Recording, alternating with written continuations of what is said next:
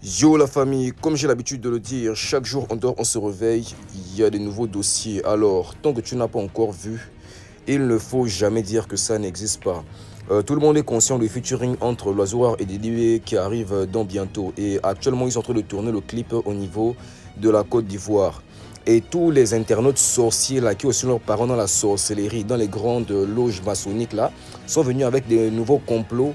Comme quoi, dans le clip, comme vous voyez sur les images là, hein, sur les carreaux, il y a un carreau, ce qu'on appelle des carreaux en damier, et que c'était un signe extérieur que Loiseau voulait montrer pour dire qu'il vient de rentrer dans une secte, une loge quelconque. Ok, d'accord. Ce qui est bizarre avec l'Africain, c'est que lorsqu'il n'arrive pas à atteindre le niveau de l'autre, il voit ça comme de la sorcellerie toujours. Donc tout pour vous maintenant, ça va être en train de tourner autour de la sorcellerie.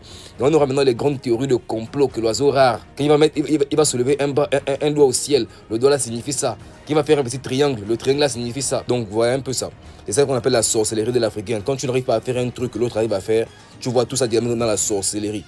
Donc pour justifier carrément genre ton incompétence, pour justifier carrément genre ta faiblesse, tu veux faire passer la force de l'autre pour une sorcellerie. Et ça là, c'est méchant. Pour ceux qui veulent continuer avec leur théorie de complot, de franc-maçonnerie, en tout cas des sorcelleries là, faut continuer. En tout cas, tant que tu n'as pas encore vu là, il ne faut jamais dire que ça n'existe pas. Le 6 juin prochain, vous allez encore revenir pour parler, ce qui est sûr et certain. En fait, je ne sais pas pourquoi en Afrique centrale, on a toujours cette mentalité là. On ne peut jamais accepter le succès de quelqu'un sans pour autant venir dire qu'il y a quelque chose de mauvais. Soit tu es tu te fais baiser pour de l'argent, ou tu es sorcier que tu as touché à la magie, ou c'est la franc-maçonnerie, ou encore tu as vendu de tes enfants. En tout cas, il y aura toujours une raison néfaste pour venir éteindre ton succès. Donc dans tout ça, là, il y a vous et vos parents qui gagnez votre vie là de manière honnête. Pour les autres, là, c'est la sorcellerie. Ok, d'accord, on a compris. En tout cas, en Afrique, là, tant que tu n'as pas encore vu là, il ne faut jamais dire que ça n'existe pas. Allez, big up à tous les mounas d'Israël. C'était votre bishop national pour vous servir. Allez, la bise.